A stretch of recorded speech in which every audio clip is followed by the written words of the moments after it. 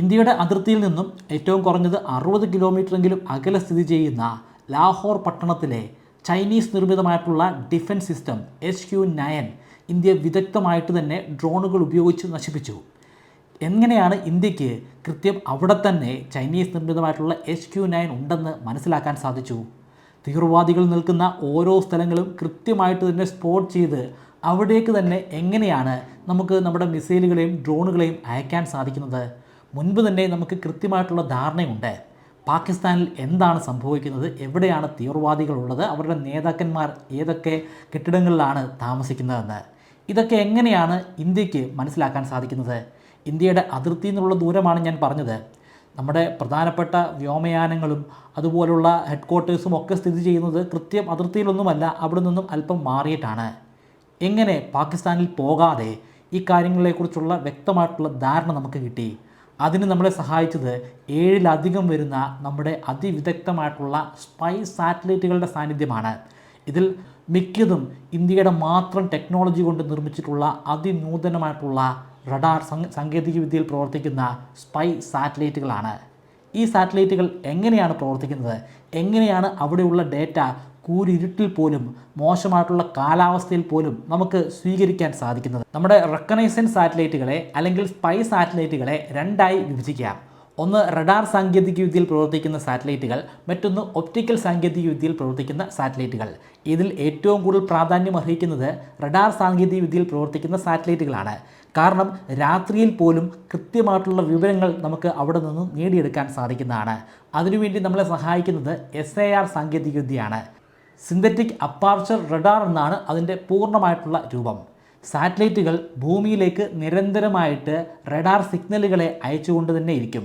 ഇങ്ങനെ അയക്കുന്ന റഡാർ സിഗ്നലുകൾ ഭൂമിയുടെ പ്രതലത്തിൽ പോയി തട്ടി അല്ലെങ്കിൽ ഭൂമിയുടെ പ്രതലത്തിൽ അടങ്ങിയിരിക്കുന്ന കെട്ടിടങ്ങളിൽ പോയി തട്ടിയിട്ട് അത് അവിടെ നിന്നും റിഫ്ലക്റ്റ് ചെയ്ത് നമ്മുടെ സ്പൈ സാറ്റലൈറ്റിലേക്ക് തന്നെ മടങ്ങി വരും. ഇങ്ങനെ റിഫ്ലക്റ്റ് ചെയ്തു വരുന്ന തരംഗങ്ങളെ സാറ്റലൈറ്റിൽ ഘടിപ്പിച്ചിരിക്കുന്ന അത്യാവശ്യം വലിപ്പമുള്ള ആൻറ്റിന സ്വീകരിക്കുന്നു. അതിനുശേഷം അതിനെ ഒന്ന് പ്രോസസ്സ് ചെയ്ത് എൻകോഡ് ചെയ്തതിന് ശേഷം നമ്മുടെ ഭൂമിയിൽ സ്ഥിതി ചെയ്യുന്ന സ്റ്റേഷനിലേക്ക് അയക്കുന്നു. അവിടെ വെച്ച് സൂപ്പർ പൊസിഷനിങ് എന്ന് പറയുന്ന ഒരു പ്രക്രിയ നടക്കുന്നുണ്ട്. ഒരുപാട് റഡാർ തരംഗങ്ങളാണ് ഒരേ സ്ഥലത്തേക്ക് തന്നെ നമ്മൾ അയച്ചിരിക്കുന്നത്. അതെല്ലാം അവിടെ തട്ടി പല തരംഗങ്ങളായിട്ട് നമ്മളിലേക്ക് വരുന്നു. ഇങ്ങനെ പല തരംഗങ്ങളായിട്ട് വരുന്നവയെ എല്ലാം കൂട്ടിച്ചേർത്തിട്ട് ഒരൊറ്റ ചിത്രത്തിൻ്റെ രൂപത്തിലേക്ക് മാറ്റുന്ന ഒരു പ്രക്രിയയാണിത്. ഒരു ചിത്രമെന്ന് പറയുമ്പോൾ നമ്മൾ സാധാരണഗതിയിൽ കാണുന്ന ഒരു സാറ്റലൈറ്റ് ഇമേജായിട്ട് ഇതിനെ താരതമ്യപ്പെടുത്തുകയേ ചെയ്യരുത്. നമ്മൾ സാധാരണഗതിയിൽ കാണുന്ന സാറ്റലൈറ്റ് ഇമേജുകൾ അത് ഒപ്റ്റിക്കൽ സാങ്കേതിക വിദ്യയിൽ പ്രവർത്തിക്കുന്ന ഇമേജുകളാണ്. ഇത് റഡാർ സാങ്കേതിക വിദ്യയാണ്. അതുകൊണ്ട് തന്നെ ആ മേഖലയിൽ വളരെ പ്രൊഫഷണൽ ആയിട്ടുള്ള ഒരു വ്യക്തിക്ക് മാത്രമേ അതിനെ ഇൻറ്ററപ്റ്റ് ചെയ്ത് അവിടെ എന്തൊക്കെ കാര്യങ്ങളാണ് അടങ്ങിയിരിക്കുന്നതെന്ന് മനസ്സിലാക്കാൻ സാധിക്കുകയുള്ളൂ. മുംബൈ അറ്റാക്കിനെ തുടർന്നാണ് ആദ്യമായി ഇന്ത്യ റഡാർ സാങ്കേതിക വിദ്യയിലുള്ള സാറ്റലൈറ്റിനെ വിക്ഷേപിക്കുന്നത്. ആദ്യമായി വിക്ഷേപിച്ചത് 2009 വിക്ഷേപിക്കപ്പെട്ട റിസാറ്റ്-2 ആണ്. ഭൂമിയുടെ പ്രതലത്തിൽ നിന്നും 580 കിലോമീറ്റർ ഉയരത്തിൽ നിന്നുകൊണ്ടാണ് ഇത് ഭൂമിയെ വലം വയ്ക്കുന്നത്.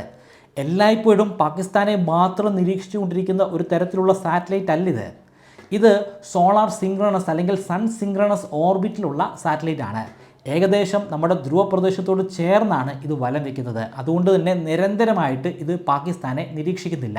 ഈ ഒരു സാറ്റലൈറ്റ് മാത്രമല്ല, ഈ പർപ്പസിന് വേണ്ടി ഉപയോഗിക്കുന്ന എല്ലാ സാറ്റലൈറ്റുകളും ഭൂമിക്ക് ചുറ്റുമായി പോളാർ റീജിയനോട് ചേർന്ന്, അതായത് ധ്രുവ പ്രദേശത്തോട് ചേർന്ന് വലം വെച്ചുകൊണ്ടിരിക്കുകയാണ്. ഒരേ സമയം ഒരേ സ്ഥലത്ത് തന്നെ നോക്കിയിരിക്കുന്ന സാറ്റലൈറ്റുകളുണ്ട്. അത് ജിയോ സിങ്ക്രണസ് സാറ്റലൈറ്റുകളാണ്. ജിയോ സിങ്ക്രണസ് സാറ്റലൈറ്റുകൾ ഭൂമിയുടെ പ്രതലത്തിൽ നിന്നും ഏകദേശം 35,000 കിലോമീറ്റർ ഉയരത്തിലാണ് നിൽക്കുന്നത്. ഭൂമിയുടെ ഇക്വേറ്ററിന് മുകളിലായിട്ട് നിൽക്കുന്ന ഈ സാറ്റലൈറ്റുകൾ ഭൂമി കറങ്ങുന്ന അതേ വേഗതയിൽ തന്നെയാണ് കറങ്ങുന്നത്. അതുകൊണ്ട് തന്നെ എല്ലായ്പ്പോഴും ഒരേ പൊസിഷനിൽ തന്നെ നമുക്ക് ഈ ഭൂമിയിൽ നിന്നാൽ ഇതിനെ കാണാൻ സാധിക്കും. പക്ഷേ ഇതുകൊണ്ട് ഡിഫൻസ് സിസ്റ്റത്തിന് കാര്യമായിട്ട് പ്രയോജനമൊന്നുമില്ല. കമ്മ്യൂണിക്കേഷൻ പർപ്പസിന് വേണ്ടി മാത്രമാണ് നമ്മൾ ജിയോ സിങ്ക്രണസ് സാറ്റലൈറ്റുകൾ ഉപയോഗിക്കുന്നത്. ഇവിടെ നമുക്ക് ആവശ്യമുള്ളത് ധ്രുവപ്രദേശത്തോട് ചേർന്ന് വലം വയ്ക്കുന്ന സൺ സിങ്ക്രണസ് ആയിട്ടുള്ള ഓർബിറ്റുകളാണ്. ഒരു ദിവസം ഒറ്റ തവണയല്ല, ഒന്നിലധികം തവണ ഒരേ ലൊക്കേഷനിലൂടെ ഇത് കടന്നു പോകുന്നുണ്ട്. അതുകൊണ്ട് തന്നെ ഒരു ദിവസത്തിൻ്റെ പല സമയങ്ങളിലായിട്ട് ഒരു പ്രത്യേക സ്ഥലത്ത് ഉണ്ടായിരിക്കുന്ന മാറ്റങ്ങൾ എന്താണെന്ന് മനസ്സിലാക്കാൻ സാധിക്കും. ഉദാഹരണത്തിന് നമുക്ക് HQ-9 തന്നെ എടുക്കാം. HQ-9 എന്ന് പറയുന്ന ആ ഡിവൈസ് ഒരു സ്ഥലത്തുണ്ടായിരുന്നില്ല. എന്നാൽ പിന്നീട് ഒരു തവണ കറങ്ങി വന്നപ്പോഴേക്കും അവിടെ HQ-9 കാണാൻ സാധ്യമായി. HQ-9 എങ്ങനെയാണെന്നും അതിൻ്റെ വലിപ്പം എത്രയാണെന്നും അതിൻ്റെ റഡാർ തരംഗത്തിലൂടെ കിട്ടുന്ന ഇമേജ് എങ്ങനെയായിരിക്കുമെന്നുള്ള ധാരണ നമുക്കുണ്ട്. അതിൻ്റെ അടിസ്ഥാനത്തിൽ നമുക്ക് HQ-9 അവിടെ ഇപ്പോൾ പുതുതായി വന്നു എന്ന് മനസ്സിലാക്കാൻ സാധിക്കും. അതിനുപരിയായിട്ട് നമുക്ക് എമിസാറ്റിൻ്റെ സഹായത്താൽ കൂടുതൽ കാര്യങ്ങൾ മനസ്സിലാക്കാനും സാധിക്കുന്നുണ്ട്. എമിസാറ്റിലേക്കൊക്കെ നമുക്ക് വരാം. ആദ്യം കൃത്യമായിട്ടുള്ള ഓർഡറിലൂടെ തന്നെ നമുക്ക് കടന്നു പോകാം.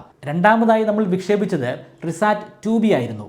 2019 ഇതിൻ്റെ വിക്ഷേപണം നടക്കുന്നത്. ഭൂമിയുടെ പ്രതലത്തിൽ നിന്നും 576 കിലോമീറ്റർ ഉയരത്തിലാണ് ഇത് നിൽക്കുന്നത്. ഓരോ ദിവസവും 3 തവണയാണ് ഇത് പാകിസ്ഥാൻ്റെ മുകളിലൂടെ കടന്നു പോകുന്നത്. ഇതിനൊരു പ്രത്യേകതയുണ്ട്. ഇതിൽ ഉപയോഗിച്ചിരിക്കുന്ന SAR സാങ്കേതികവിദ്യ എക്സ്പാൻഡ് SAR സാങ്കേതികവിദ്യയാണ്. അത് പൂർണ്ണമായിട്ട് നിർമ്മിച്ചത് ഇന്ത്യയാണ്. ഇതിന് തൊട്ടു മുൻപ് വിക്ഷേപിച്ച റിസാറ്റ് 2 ഉപയോഗിച്ചിരുന്നത് ഇന്ത്യയുടെ SAR ആയിരുന്നില്ല, അത് ഇസ്രയേലി നിർമ്മിതമായിരുന്നു. 2019 തന്നെ റിസാറ്റ് 2BR-1 എന്ന പേരിലുള്ള മറ്റൊരു സാറ്റലൈറ്റിനെയും നമ്മൾ വിക്ഷേപിച്ചിരുന്നു. ഇതിൻ്റെ പ്രത്യേകത എന്ന് പറയുന്നത് ഇതിൻ്റെ റെസൊല്യൂഷൻ 1 മീറ്ററിലും താഴെയാണെന്നുള്ളതാണ്. റെസൊല്യൂഷൻ കൊണ്ട് ഉദ്ദേശിക്കുന്നത് എത്രമാത്രം വലിപ്പമുള്ള വസ്തുക്കളെ ഈ സാറ്റലൈറ്റ് ഉപയോഗിച്ചിട്ട് നമുക്ക് ചിത്രീകരിക്കാൻ സാധിക്കുമെന്നുള്ളതാണ്. 1 മീറ്ററാണ് റെസൊല്യൂഷൻ എങ്കിൽ 1 മീറ്റർ വലിപ്പമെങ്കിലുമുള്ള വസ്തുക്കളെ മാത്രമേ നമുക്ക് തിരിച്ചറിയാൻ സാധിക്കുകയുള്ളൂ.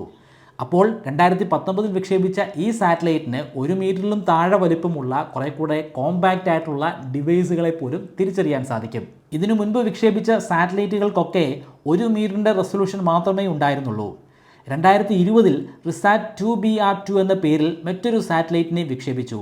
മുൻപ് വിക്ഷേപിച്ച സാറ്റലൈറ്റുകളെക്കാൾ കുറേ കൂടി മികച്ച ഇമേജുകളാണ് റിസാറ്റ് 2BR-2 ചിത്രീകരിക്കാൻ സാധിക്കുന്നത്. 2022 നമ്മൾ റിസാറ്റ് 1 വിക്ഷേപിക്കുന്നത്. ഇതിനു പുറമെ നമുക്ക് കാർട്ടോസാറ്റ് സീരീസിലുള്ള സാറ്റലൈറ്റുകളുമുണ്ട്. കാർട്ടോസാറ്റ് സീരീസിലുള്ള സാറ്റലൈറ്റുകൾ റഡാർ സാങ്കേതികവിദ്യയല്ല ഉപയോഗിക്കുന്നത്, അത് ഒപ്റ്റിക്കൽ സാങ്കേതികവിദ്യയാണ്. അതുകൊണ്ട് തന്നെ സൂര്യപ്രകാശമുള്ള സമയത്ത് മാത്രമേ കൃത്യമായിട്ടുള്ള ചിത്രീകരണം നടക്കുകയുള്ളൂ. ആദ്യമായിട്ട് നമ്മൾ വിക്ഷേപിക്കുന്നത് 2007 കാർട്ടോസാറ്റ് 2 എന്നാണ് അതിൻ്റെ പേര്. ഭൂമിയുടെ പ്രതലത്തിൽ നിന്നും 630 കിലോമീറ്റർ ഉയരത്തിലാണ് ഇത് വലം വെച്ചുകൊണ്ടിരിക്കുന്നത്.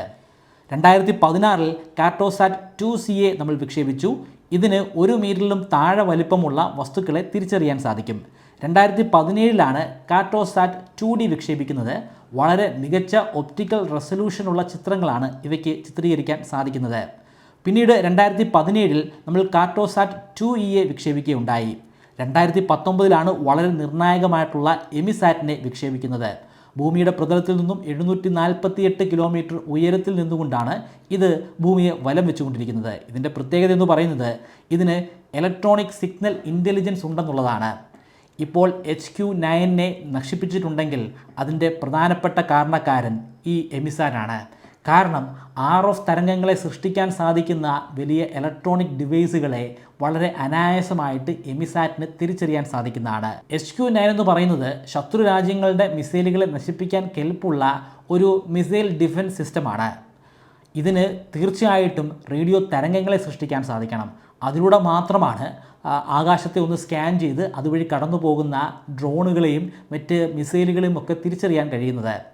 ഇങ്ങനെ വലിയ അളവിൽ റേഡിയോ തരംഗങ്ങളെ ഇത് സൃഷ്ടിക്കുന്നത് കൊണ്ട് തന്നെ എമിസാറ്റിന് കൃത്യമായിട്ട് HQ-9 സാന്നിധ്യം മനസ്സിലാക്കാൻ സാധിക്കും. ഈ പറഞ്ഞ സാറ്റലൈറ്റുകൾ നമ്മൾ യുദ്ധത്തിനു വേണ്ടിയും അതുപോലെ നിരീക്ഷണത്തിനു വേണ്ടിയും മാത്രം ഉപയോഗിക്കുന്നതല്ല. അതിനു പുറമെ സാധാരണക്കാർക്ക് പ്രയോജനമുള്ള ഒരുപാട് കാര്യങ്ങൾ വേറെയുമുണ്ട്. ഒരു വലിയ പ്രളയം സംഭവിക്കുകയാണെങ്കിൽ എവിടെയൊക്കെയാണ് ജലം കയറിയിരിക്കുന്നത് അല്ലെങ്കിൽ എവിടെയൊക്കെ മുങ്ങിപ്പോകാൻ സാധ്യതയുണ്ടെന്ന് മനസ്സിലാക്കാൻ ഇത് നമ്മളെ സഹായിക്കുന്നതാണ്. അതിനു പുറമെ കൃഷി ചെയ്യാൻ അനുയോജ്യമായിട്ടുള്ള സ്ഥലങ്ങൾ ഏതാണെന്ന് മനസ്സിലാക്കാം.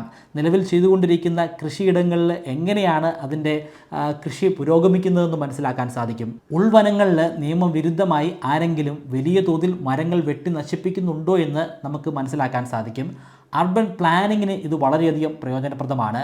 ഒരു വലിയ സിറ്റിയെ ഇനിയും നമുക്ക് എങ്ങനെയൊക്കെ എക്സ്പാൻഡ് ചെയ്യാൻ സാധിക്കുമെന്ന് മനസ്സിലാക്കാം.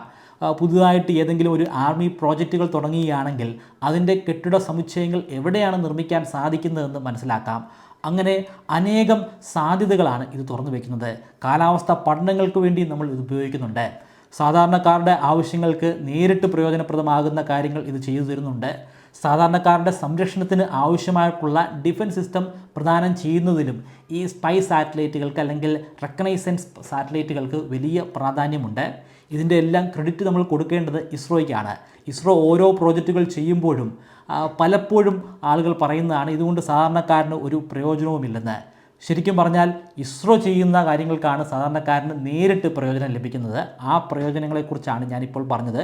ഇപ്പോൾ നമ്മൾ അനുഭവിച്ചുകൊണ്ടിരിക്കുന്ന പ്രയോജനങ്ങളും ഇസ്രോയുടെ സംഭാവനയാണ്, അല്ലെങ്കിൽ ഇസ്രോയുടെ കൂടി ഒരു സംഭാവന കാരണമാണ് നമുക്ക് പാകിസ്ഥാനിൽ നിന്ന് വന്നിട്ടുള്ള ഈ മിസൈലുകളെയും ഡ്രോണുകളെയൊക്കെ വളരെ ഈസി ആയിട്ട് നശിപ്പിക്കാൻ സാധ്യമായത്. നിങ്ങൾ ഏതെങ്കിലും എക്സാമിന് വേണ്ടി പ്രിപ്പയർ ചെയ്യുന്ന ഒരു വ്യക്തിയാണോ? നിങ്ങൾക്ക് ഒരു പുസ്തകത്തിൽ അടങ്ങിയിരിക്കുന്ന സകല കോണ്ടൻറ്റും മനഃപ്പാഠമാക്കണം. അതിന് ഒരു 25 മെമ്മറി ട്രിക്കുകളുണ്ട്. ഈ ട്രിക്കുകൾ ഉപയോഗിച്ച് വളരെ ഈസി ആയിട്ട് എത്ര കോംപ്ലിക്കേറ്റഡ് ആയിട്ടുള്ള പഠന വിഷയങ്ങളെയും നിങ്ങൾക്ക് പഠിക്കുകയും ആവശ്യമനുസരിച്ച് നിങ്ങളുടെ മെമ്മറിയിൽ നിന്ന് റീകോൾ ചെയ്യുകയും ചെയ്യാൻ സാധിക്കുന്നതാണ്. ഈ 25 മെമ്മറി ട്രിക്കുകൾ ഒരു കോഴ്സായി ബ്രൈറ്റ് കേരളത്തിൻ്റെ വെബ്സൈറ്റിലും ആൻഡ്രോയിഡ് ഫോണിലും ഇപ്പോൾ ലഭ്യമാണ്.